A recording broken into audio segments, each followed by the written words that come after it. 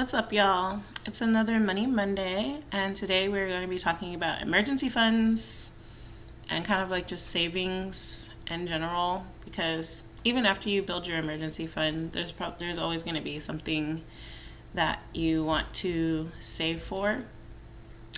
So my personal journey with emergency fund, I first really started building up an emergency fund intentionally at my last apartment after I had paid off all my debt. So I paid off all my debt was like I kind of did my process a bit linearly, paying off the debt and then building up the backup funds. But even before I intentionally built an emergency fund, I always had a certain amount of cushion in my bank account. So it was rare that I was ever like paycheck to paycheck. Like I did depend on my paycheck for sure, but I had a little bit of cushion for like anything small or like, to be able to pay for my bills and everything and not be completely broke. Like, I didn't really have to worry about like overdrafting and things like that. And I absolutely hated that feeling. So I sort of had like a little baby emergency cushion at all times as much as possible. But then I started intentionally growing it after I heard that you're supposed to, I don't want to say supposed to, but that it is recommended to have at least 3 full months of emergency or 3 full months of your living expenses, whatever your current living expenses are, and then up to 6 months or a number that you determine you're most comfortable with. So then I went ahead and got the 6 months of emergency fund saved up, 6 months of living expenses. And guess what happened?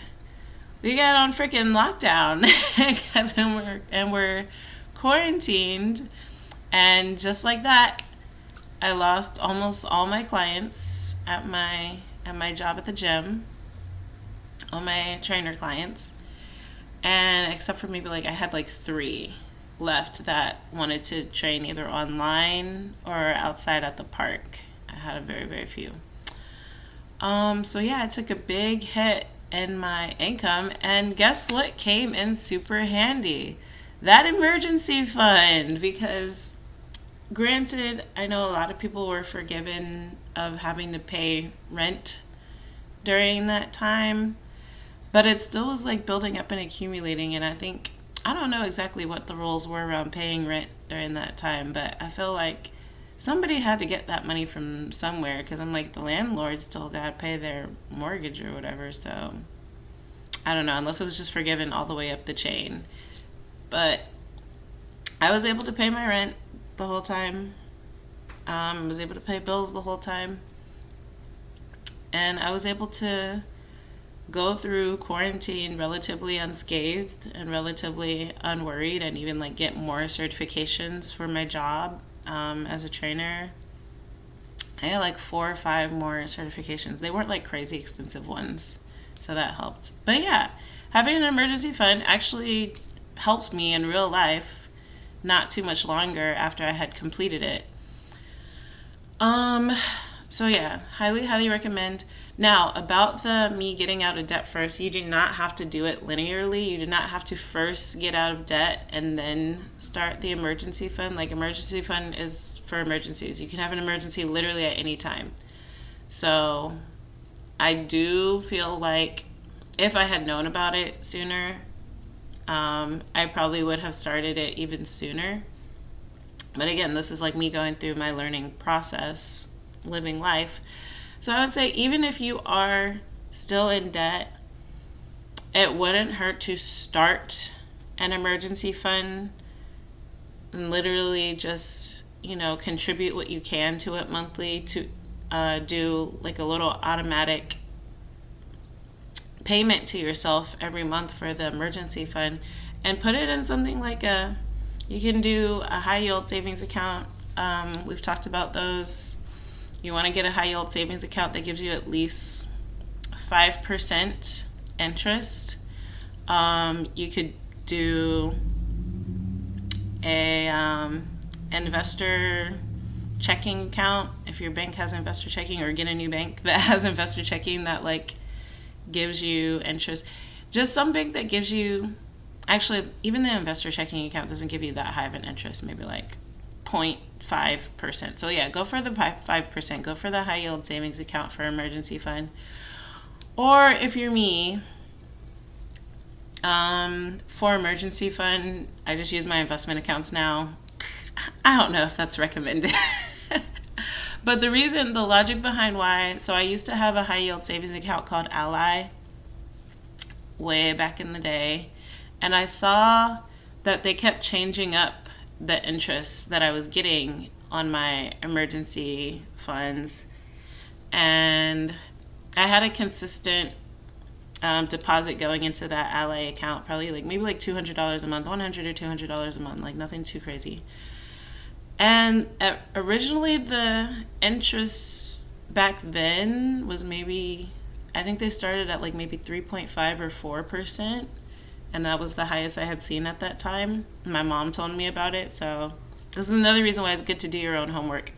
Of course, my mom meant well, and maybe that was the highest at the time. It could have been. But I never researched into it. I just did it because she said, oh, this one has really high interest. That's good. But I'm like, now that I'm seeing that there's ones that go up to 5, I'm like, was that the best one? I don't know. So always shop around. Always shop around and find the deal. So yeah, I noticed that my interest kept going. They're like, oh, we can only give you, so say for example, if it started maybe at like 4%, they're like, oh, we're only giving you 3.5% now. And then it would be like, oh, we're only giving you 3% now. Oh, we can only give you 2.5%. And I just kept noticing it go, and I was like, wait a minute, y'all. Like, I literally only got this account from you to give me a reasonable return while I'm saving my money, but you keep decreasing the benefit that I have from using you guys. And meanwhile, I had already started my investment accounts, which of course were doing way better. But the thing with investment accounts is that it's more risky as the market goes up and down. But we know from time that even with the ups and downs, it's still pretty freaking stable across the board, that you're going to get an annualized return of at least 7%, which is higher than any high yield savings account. So for me and my personal journey, I was like, honestly, it makes more sense for me to just invest this money than to do the high yield savings. So this is a very personal decision. I'm not going to discourage anybody from using the high, as we see, I started off by saying get a high yield savings account. So I'm not going to discourage anybody from using a high yield savings account, because that is like safe and protected. It just depends on your risk tolerance. I have a high risk tolerance, especially with things that I've built experience and built like a foundational knowledge with.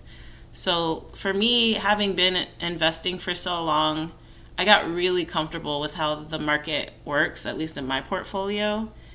And like I can see, when I go back and I look at my stats, I can see the rises and drops, but I can also see what it's been doing over time, and it's done nothing but go up over time. So I am extremely comfortable just having my emergency funds be invested as part of my portfolio. I'm sure that can be a point of controversy for some financial people, but yeah, it's worked out well for me, and I've gotten much higher returns by putting more of that money into those accounts instead. So like a brokerage account, you can if you feel so led, if you also feel comfortable in the market and just like knowing the many decade, I think century long history of the market, and like you want to go for that 7% return on your savings, on your emergency fund, I don't see why not. It is very up to you. Sit with it. You can do like I did and do the savings things first, and then do your investment one and have like 2 separate ones, and then decide later if you feel more comfortable just consolidating it. You can do that.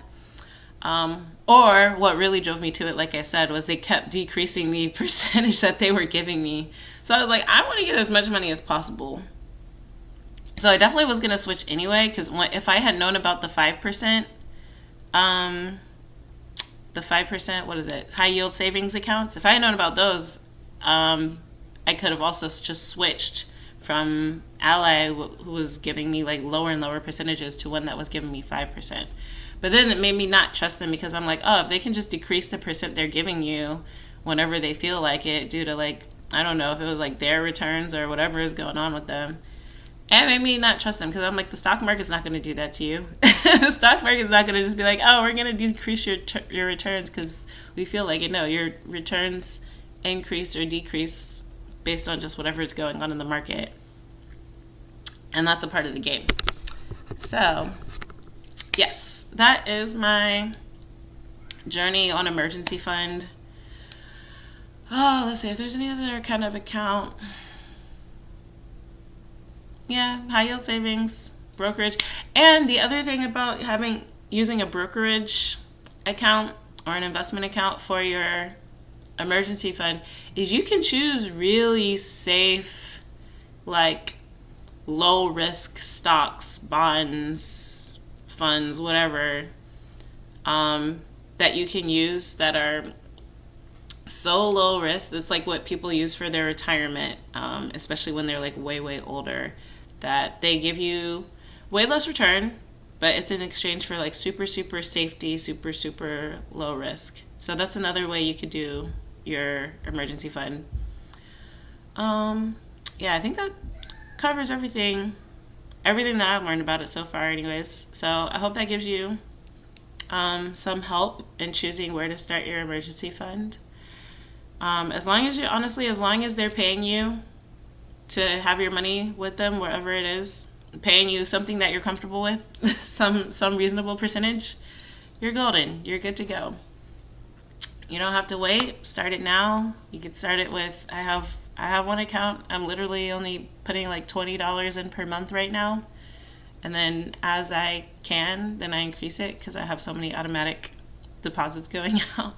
So yeah, start with where you're at. If you want to do $5 a month, it's a snowball effect. Whatever you can do, as long as you have it going consistently, it'll continue to build up slowly over time, because what happens is you'll start that money going in, you'll forget all about it until you need it. And that could be years from now. And guess what? Even $5 accumulating over every month, or every twice a month, or every however many times a month you can do it, every paycheck, over 5 years, plus the interest added, that's going to be more than you think. So you can do the math. You didn't get out the calculator. I was going to get out the calculator, but that'll take too long. I believe in you. You got this. Let's get that wealth.